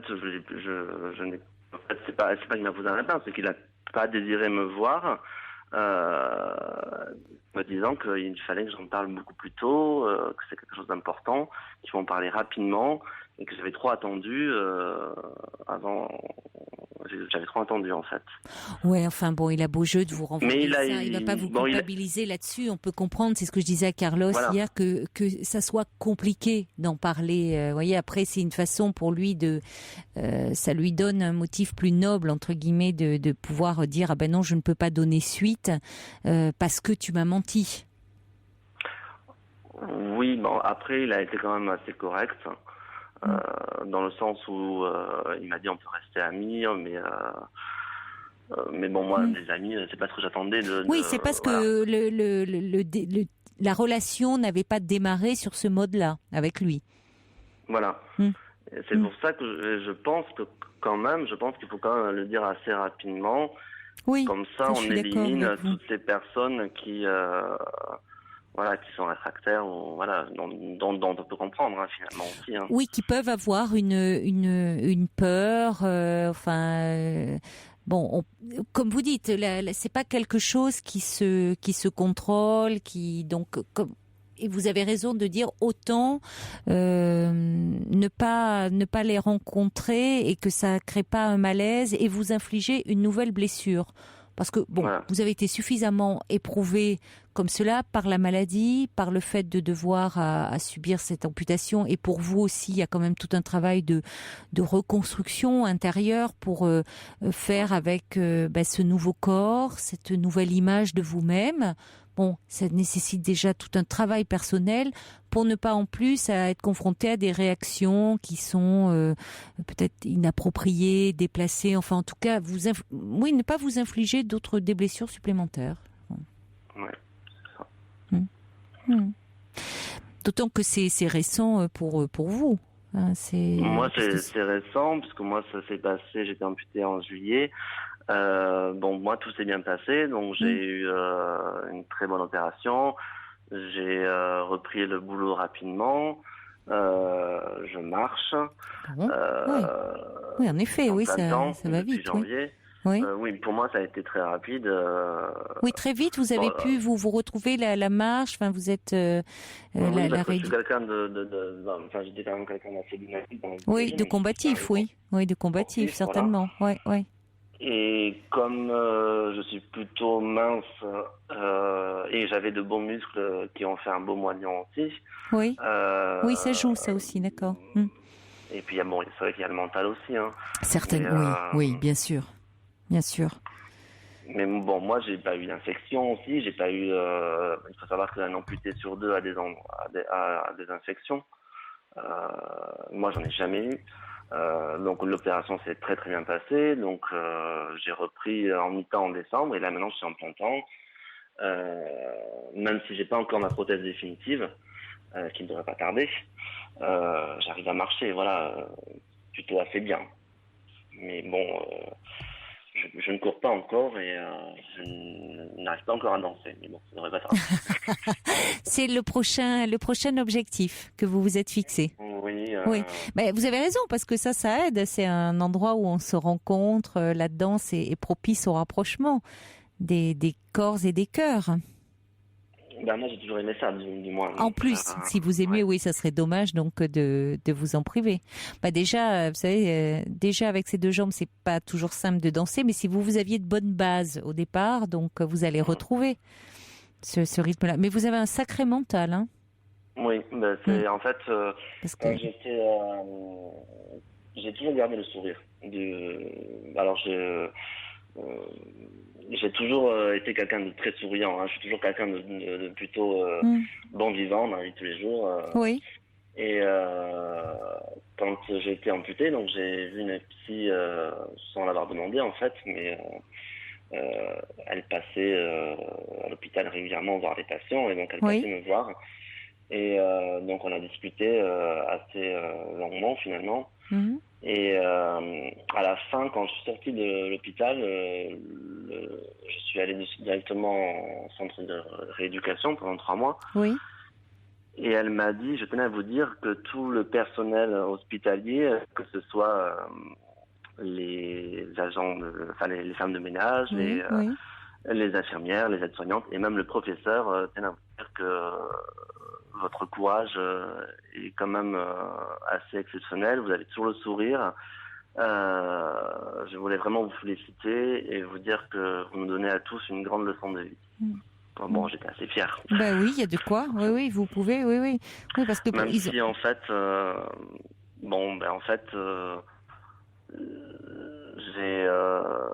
j'ai toujours gardé le sourire,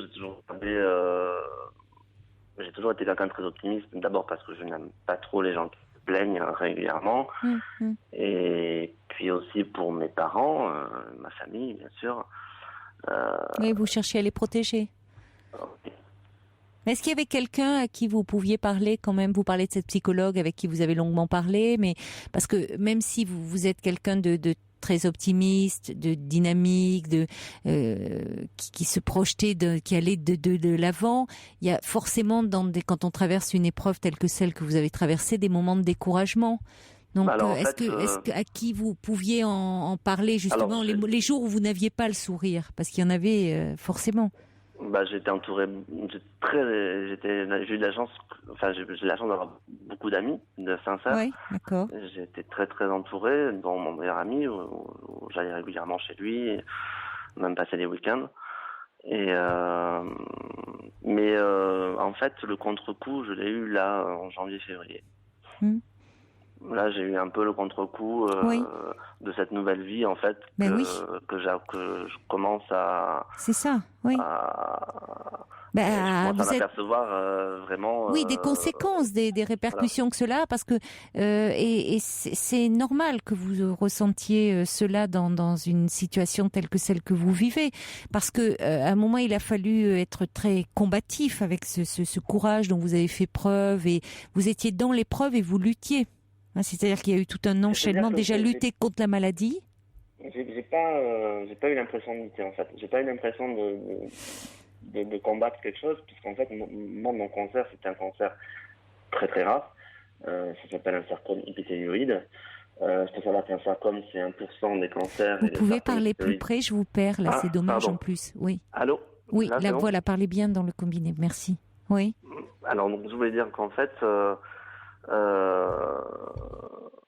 moi j'ai eu un cancer très très rare, donc c'est un sarcome épithélioïde. Le sarcome, c'est 1% des cancers, et le sarcome épithélioïde, c'est 1% des sarcomes. Ah oui, en effet. Oui. Donc en fait, il n'y a aucune autre solution que l'amputation, parce que la chimio ne marche pas. Donc c'est tellement virulent, en fait, ça détruit tous les fibres autour, enfin tout. Donc du coup... Donc très vite, on vous a dit que c'était le seul recours. Donc vous avez appris que vous aviez ce cancer et que le seul recours... En mai et en juillet, on vous amputait. C'est ça. Ouais. Et en fait, dans ma tête, avant, parce que j'ai fait bien sûr les IRM, les scanners, et je n'ai eu aucune métastase, donc tout était localisé qu'au pied. Et donc... en fait, je me suis fait à l'idée, avant le verdict, on va dire, je m'étais fait à l'idée que j'allais être amputé de toute façon. Psychologiquement parlant, je m'étais fait, en fait. Donc, du coup, j'ai pas eu l'impression d'avoir combattu. En fait, j'ai plutôt l'impression, j'ai laissé, j'ai suivi tout ce qu'on m'a dit de faire. J'ai laissé faire les choses, en fait. Oui, il y avait un processus qui était enclenché, mais il fallait quand même très vite, vous imaginez, tout ce qu'il a fallu, à quel point il faut intégrer tout ça, si tant est qu'on puisse intégrer. C'est-à-dire qu'à ce moment-là, vous étiez dans on décidait pour vous, même s'il fallait quand même votre accord, mais on décidait, les choses s'enchaînaient. Après, il y a eu après l'amputation la rééducation, donc vous étiez lancé dans un protocole finalement de soins. Quand vous dites la difficulté, elle est quand vous vous retrouvez après vous dans votre vie et avec ce qui a changé, et donc le fait de vous accepter aussi avec ce handicap, parce que c'est ça. Voilà. C'est-à-dire qu'après, là, le handicap, il fait partie de votre quotidien, et il faut pouvoir quand même l'intégrer psychiquement, parce que je comprends que vous disiez que vous n'avez pas eu l'impression de lutter, parce que ça a été très, très vite, presque trop vite, pour que ça puisse être intégré psychiquement.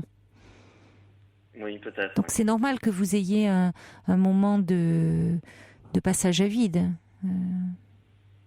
Oui. Parce que là, la réalité est... Vous vous confrontez à la réalité. Vous la ressentez, vous la vivez. Oui. C'est-à-dire que là, vous étiez dans l'objectif. D'ailleurs, vous vous fixez un objectif. C'est-à-dire déjà, vous voulez aller danser parce que vous aimez ça. Donc, vous vous fixez comme ça des choses qui vous permettent de tenir, d'avancer. Là, je vais reprendre le sport, en fait. Oui, parce que vous me disiez, vous étiez très sportif. Non. Non. Non, je suis plutôt dynamique dans la vie de tous les jours, mais je suis pas. Non, j'avais cru que vous étiez sportif aussi. Non, vous allez. Mais vous dites reprendre le sport, donc vous en faisiez quand même. Oui, j'en ai fait quand j'étais ado, étudiant. Oui. Voilà. Après, j'ai arrêté. Enfin, j'ai plus trop eu le temps d'en continuer, mais j'ai toujours été quelqu'un qui marche beaucoup, qui bouge beaucoup, voilà, mais sans faire trop de sport. Là, je vais reprendre parce que, si vous voulez, pendant 10 mois, j'ai été inactif, donc j'ai un petit peu grossi, même si ça va. Mais bon, j'ai un peu de bide, voilà. Oui, donc, vous voulez retrouver une meilleure image de vous, voilà. Donc voilà, je m'inscris dans retrouver votre poids de forme. C'est ça. Et puis voilà, en fait, après, la drague, bon, vous avez recommencé, oui, c'est ça. Vous avez fait des rencontres depuis, oui. Mais oui. Bon, ça n'a rien abouti pour l'instant. Et c'est pas non plus l'objectif principal, voilà. Mais bon, on y pensera même. C'est normal et c'est très sain que vous y pensiez. Ça fait partie de votre vie, de votre équilibre aussi. Mais comme vous dites, vous avez eu tellement de choses auxquelles encore vous devez faire face que bon, ça fait pas, c'est pas l'objectif premier. Mais c'est normal que vous y pensiez. C'est même plutôt très très positif, vraiment. Bon. Écoutez, continuez à garder comme ça cette énergie, ce courage, cette détermination qui vous anime, Christophe, vraiment. Je vous souhaite le meilleur. Il y a quelqu'un qui dit total respect, vraiment, en écoutant votre témoignage. Et je voulais dire que je vous écoute régulièrement, que je vous apprécie énormément. Merci. Et voilà, j'ai même vu chez Michel Drucker il y a quelques temps par rapport à un film avec Caroline Diard. Oui, écoutez, oui, effectivement, le film parlait de moi, de vous. Dans quelques heures, là, je vais me retrouver à nouveau avec Michel Drucker, puisque je suis l'invité de Faites entrer l'invité tout à l'heure, là, à 10h. Donc voilà, avec grand plaisir, je vais retrouver Michel Drucker et toute son équipe d'humoristes. Je sais pas quelle sauce je vais te manger. Et on verra ça. Je souhaite bon courage à Marie aussi. Oui, merci. L'aveugle tout à l'heure. Merci beaucoup pour elle et continuez comme ça. Je vous souhaite vraiment le meilleur, Christophe. Merci. Au revoir. Bonne soirée. Bonne soirée, au revoir. Merci, au revoir.